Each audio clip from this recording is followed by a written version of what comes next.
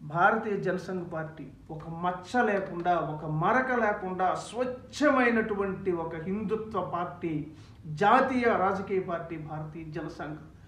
ఈ దేశ హిందువులుగా మనమందరం కూడా జనసంఘ్ గురించి తెలుసుకోవాలి, ఆ పార్టీని మనం నిలబెట్టుకోవాలి.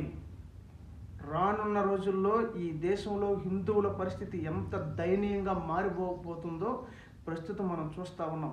నిన్నగాక మొన్న జరిగినటువంటి ఇన్సిడెంట్, లక్ష్మీనరసింహస్వామి వారి రథయాత్రలో ముస్లిమ్స్ ఏ విధంగా అడ్డుకున్నారో, పోలీసులను సైతం లెక్క చేయకుండా ఏ విధంగా వాళ్ళ యొక్క క్రూర ప్రవృత్తిని చూపించారో మనం ప్రత్యక్షంగా సోషల్ మీడియాలో చేస్తున్నాం.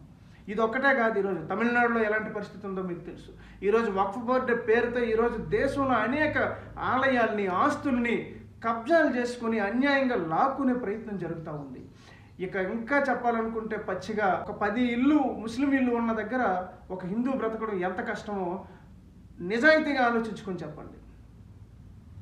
సో వాళ్ళు ప్రతి దగ్గర కూడా ఈ దేశం యొక్క అస్తిత్వాన్ని దెబ్బతీస్తూ, హిందువుల మనోభావాలను దెబ్బతీస్తూ, హిందువుల యొక్క దేవీ దేవతలను అవమానిస్తూ ప్రతి అడుగులో వాళ్ళు చాలా కుట్రపూరితంగా వ్యవహరించి చాలా హింసాత్మకమైనటువంటి ప్రవృత్తిని కలిగి మనల్ని టార్గెట్ చేస్తూ ఉంటే, మనం మాత్రం అందరూ ఒకటే, మేము ఒకటే, మతం ఏమీ లేదు, ఇలాంటి మెట్ట వేదాంతాలు చెప్పి చేతగాని చేవలేని ఇలాంటి సూక్తులు చెప్తూ మనం కాలం గడిపేస్తూ ఉన్నాం.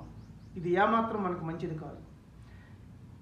ఈ దేశంలో హిందువులు బ్రతికుండాలన్నా, హిందుత్వం బ్రతికుండాలన్నా, హిందువులు క్షేమంగా ఉండాలన్నా మనం ఒక్కటవ్వాలి.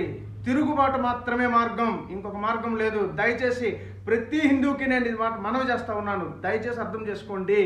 మనకి ఇంకొక మార్గం లేదు, తిరుగుబాటు మాత్రమే. మనల్ని మనం కాపాడుకోవాలన్నా, మన ధర్మాన్ని మనం కాపాడుకోవాలన్నా మనం తిరుగుబాటే చెయ్యాలి. మనం ఎంత మాత్రం అందరం ఒకటే, ఏముందలే, ఎవడికి పాపనాడు పోతాడులే, ఎవడి కర్మాడికి పోతాడులే అంటే ఇవి చేతగాని సూక్తులు. వీటి వలన ఏ విధమైన ఉపయోగం లేదు. ఈ దేశంలో ప్రతి రాజకీయ పార్టీ సెక్యులర్ పార్టీ, ఎవడి ఓట్లు పోకుండా ఉండడం కోసం వాళ్ళు ఒకటే వీళ్ళు ఒకటే అని చెప్పేసి కుట్రపూరితంగా వాళ్ళకి మాత్రం ఫేవర్ చేస్తూ ఉన్నారు. రీసెంట్గా ఆంధ్రప్రదేశ్ ప్రభుత్వం కొన్ని 100 కోట్ల రూపాయలని రిలీజ్ చేసింది. హజ్ యాత్రలకంట, ఇమాములకు జీతాలంట, పాస్టర్లకు జీతాలంట. ఇదంతా ఎవరి డబ్బాయా అంటే హిందువుల డబ్బు, ఆలయాల డబ్బు. హిందువుల ఆలయాల్లో వేస్తున్నటువంటి డొనేషన్స్ని, ఆలయాల ద్వారా వస్తున్నటువంటి ఆదాయాన్ని వీళ్ళేమో హజ్జుల యాత్రలకును, ఈ ఇమాములకి జీతాలకును, పాస్టర్లకు జీతాలకును, కొత్తగా చర్చిలు నిర్మించడానికి ఇచ్చేస్తే ఎవరి డబ్బు ఎవరికి పంచుతాడు? వాళ్ళేమో ఈ దేశంలో హిందువుల్ని ఎలా చెడగొట్టాలి, హిందువుల్ని ఎలా చంపేయాలి, హిందుత్వాన్ని ఎలా నాశనం చేయాలనే ఆలోచనతో వాళ్ళు ఉన్నారు.